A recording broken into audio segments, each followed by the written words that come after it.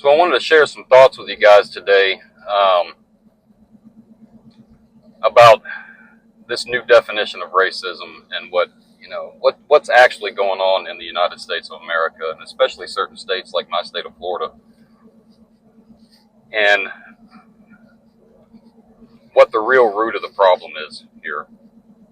So, there's been a lot of shift from the blacks here in America as far as pandering and privilege and stuff like that. And it's been shifted over to the Latinos, um, and a lot of people are upset because they're being deported, and then a lot of Americans are getting very sick and tired of Latinos. Period, legal or illegal, it doesn't matter. But this is the real root of the problem. It's not their race, because Latino is not a race. They are an amalgamation of different races. I mean, there's a lot of them that still retain their Spanish ancestry, so they're actually white. So Latino is not a race. You can't be racist against Latinos because they're not really a race. They're an amalgamation of different races. Most of them have at least two races. Some of them have three. But what the real issue is culture. It's their culture being here that's the problem. And not just simply being here, like them practicing their culture, personally in their own home or whatever, or around each other.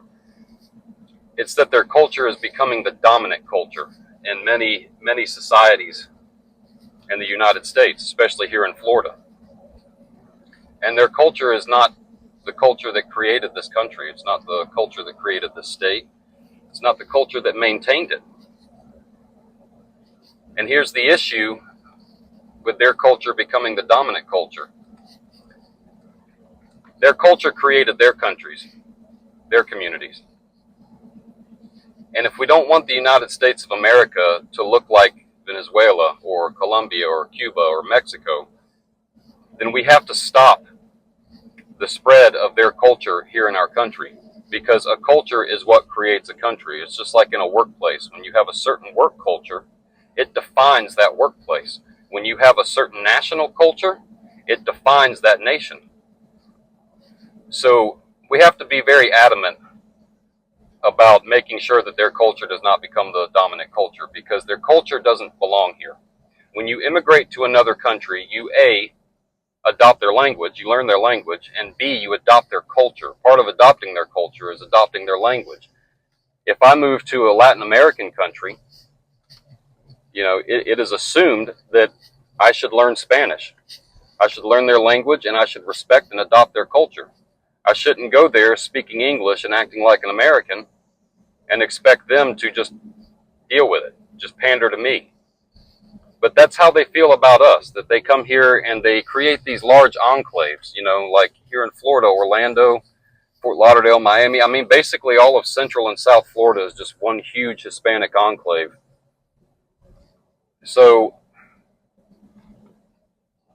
our representatives, our government, they're not going to protect us from this. But something has to be done about it. And I think the thing that we're going to end up having to do about it is just walk away from the states that allow these large Hispanic enclaves and allow their culture to replace ours, because that's what's happening. It's not just a racial replacement, it's a cultural replacement. That's the problem. If they had the same culture as us, for one, they would have been able to build the same kind of countries that we did. But if they had the same kind of culture as us, it wouldn't be an issue. There would be no issue at all. But they don't. They have a culture that is not compatible with ours. It simply doesn't work with ours. But it's replacing ours. Especially here in Florida. When you can drive through a major city and see a bunch of businesses where all of their advertisements, their signs, menus, everything is all in Spanish. You see billboards where it's all in Spanish. Roadside signs for businesses, etc., all in Spanish. Even municipal government information is all in Spanish. And knowing that the official language here in Florida is English, that's pretty telling. And eventually it's going to be all of Florida that way. And, places like Texas, New Mexico are going to become that way.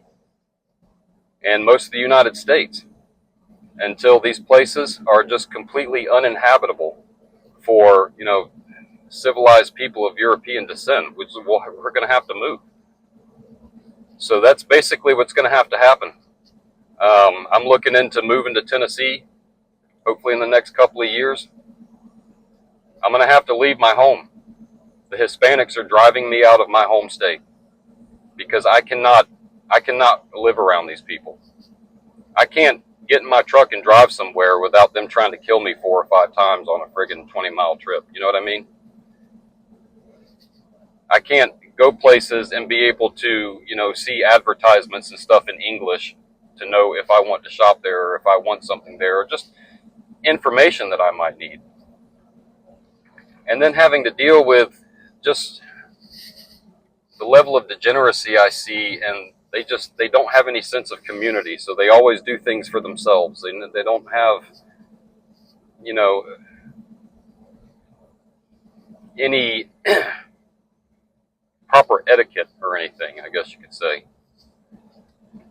They don't have that sense of community. They have just a sense of self, and that's it. So they do things that are dangerous, for one. They will put your life in danger just to, be able to get somewhere a little quicker or get to something that they want. And they're extremely rude. And I don't want to live in a society like that. If I did, I would move to one of their countries. But that is the real issue. It's not the race, it's the culture. And their culture didn't create this country. So their culture has no business being the dominant culture in this country. If they want to live around their culture, they should stay in the country that their culture built. Not bring their culture to a new country that their culture did not build. Because what's going to end up happening is, state by state, this country is going to turn into a third world country just like theirs. And it's going to be their culture. And all of us white folks of European descent who created and maintained this country are eventually going to run out of places to run to. So I would say, eventually we're going to have to throw off the whole fear of being racist and whatever, and we're going to have to start calling our representatives, talking to candidates for office, talking to our politicians and say, hey, we need to do something. We need to stop these Hispanic enclaves. We need to stop printing government information and documents in Spanish. Stop printing ballots in English and Spanish. If a person can't learn English, they should not be voting in our elections, period.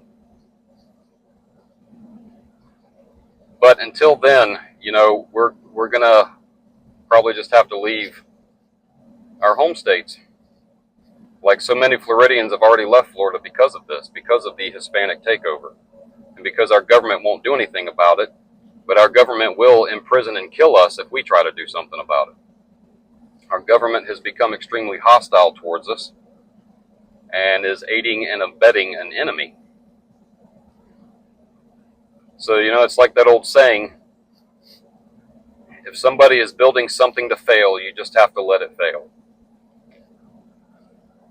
Because then once it fails, they're going to start scrambling to try to figure out a way to fix it.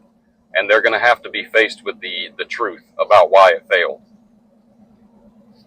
So all we can do at this point is tell them, hey, this is failing and this is why. Because you're allowing these huge Hispanic enclaves, you're allowing Latino culture to become the dominant culture in this state or in this country. And it's going to cause this country to fail just like theirs. It's going to cause this state to fail just like theirs. And if they don't want to do anything about it, leave. Get out of there. You don't need to ride the sinking ship. You didn't put the hole in it. Don't ride it to the bottom of the ocean. Get the hell out. Go somewhere else. Set up a new life. And let it fail. And then when they realize that it's failing, when they realize that the economy, the society, and everything is completely broken down, and they start looking for ways to fix it, then you can remind them, hey, we told you this was going to happen. Do you want to fix it now? So, that's basically what we're looking at. We're going to have to run away for a while until things completely fall apart. We're going to have to get away from this foreign culture that is not ours and did not create our country until the people who have the ability to do something about it wake up and decide to take us seriously. That's all I got for today. Y'all stay safe and watch out for those crazy Hispanic drivers.